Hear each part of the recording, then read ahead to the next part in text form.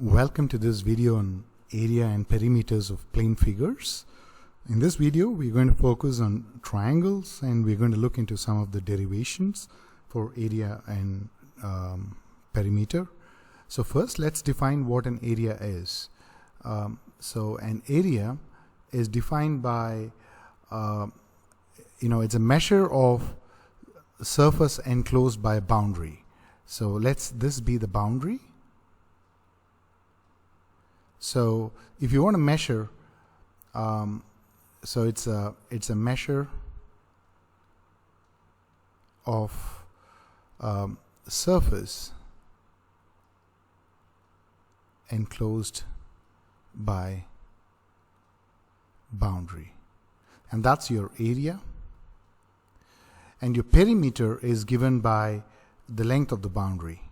So perimeter is length of boundary. Now the length of the boundary in such a figure can easily be found out by taking a small rope and trying to put it over this boundary, and then you can pretty much straighten that up and measure it against a scale, and then you can find that this whole length would be your perimeter. That's the length of your boundary. So before we delve into triangles, let's quickly understand the area and perimeter with a very simple figure of a rectangle. So let's assume you have this is your rectangle, and here you have 2 centimeters and here you have 4 centimeters. Now what that means is you can make it into 1 centimeter here, and here you can break it up into 1, 2, and 3 and 4. So you have 4 centimeters. So each of this is 1 centimeter squared unit, because this is 1 centimeter into 1 centimeter. So you have 1, 2, 3, 4, 5, 6, 7, 8. So you have 8 centimeter square is your area. You can also get this by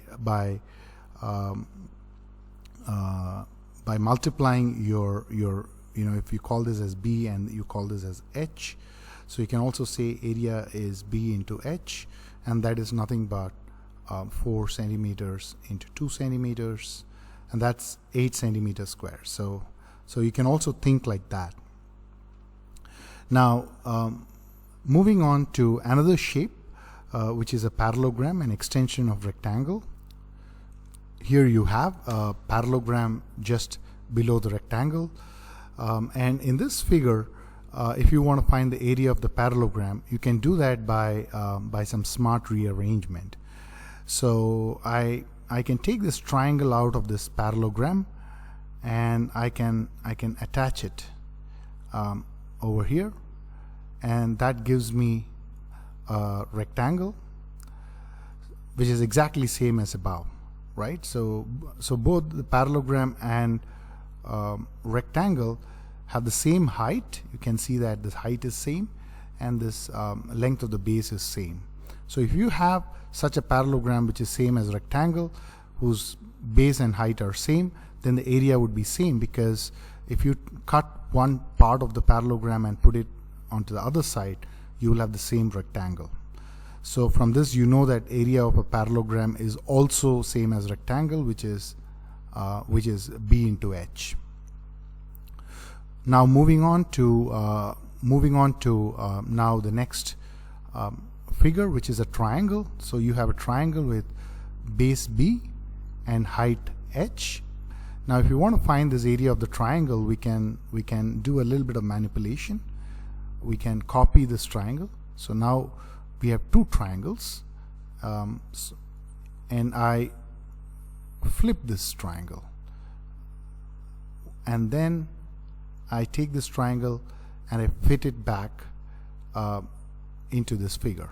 Wow! So now you got a parallelogram, or you got a parallelogram with base B and height H. So now area of this figure, the area of the figure is equal to B into H. but this is nothing but two triangles. So this is one triangle, area of one triangle plus area of another triangle. So this is equal to 2 times area of the triangle, or in other words, your area of triangle is half base into height. So that's how you get area of the triangle is half base into height. You may be wondering, what if the triangle is of some other shape? Let's say, for example, if the triangle is a shape like this, it's an obtuse triangle. Well, let's look at that. Here is an obtuse triangle. You can do exactly the same thing what you did before. You can take this triangle and you can make a copy of it. You can flip this triangle so that the blue is coming to the top, and then you can snap it back. So even with the obtuse triangle, you can make a parallelogram.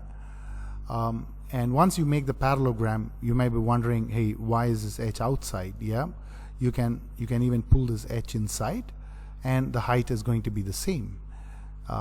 So you have the same thing as before.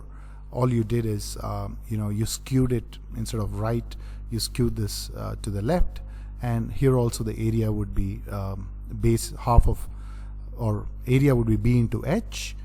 So let's look. So here as well, you can say that the 2 times area of the triangle, 2 times area of the triangle is equal to base into height, or area of triangle is equal to half of base into height, and that height is a height that you can draw from here and find out your height. So this is your height. So either ways you have the same equation.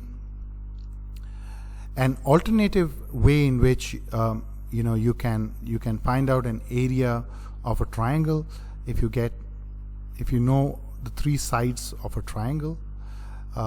Let's say they are A, B, and C.